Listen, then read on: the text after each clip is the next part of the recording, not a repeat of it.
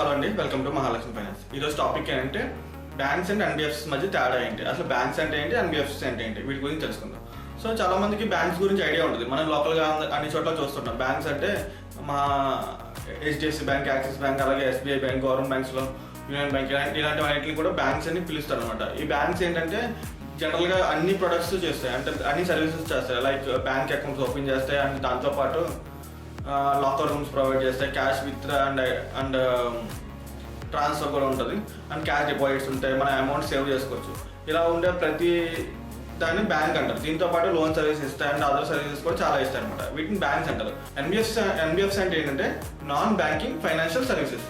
So ఇవి ఏంటంటే just loans మట్టుగా provide చేస్తాయి.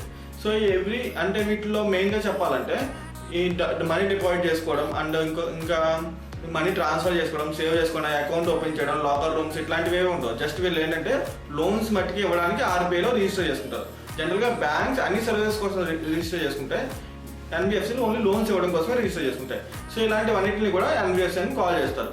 సో చాలా ఎన్బిఎఫ్సీస్ బ్యాంక్స్తో పాటుగా మంచి రేట్ ఆఫ్ ఇంట్రెస్ట్ ఇచ్చే ఎన్బిఎఫ్సీస్ కూడా ఉన్నాయి. అందులో లైక్ పెరమల్ అండ్ బిర్లా, టాటా మనకి చాలా మంది తెలుసు, రతన్ టాటా కాదు. సో ట్రస్టెడ్ అనమాట. సో ఇలాంటి చాలా ఎన్బిఎఫ్సిస్ తక్కువ ఇంట్రెస్ట్లో కూడా మనకి లోన్స్ అనేవి ప్రొవైడ్ చేయడం జరుగుతుంది.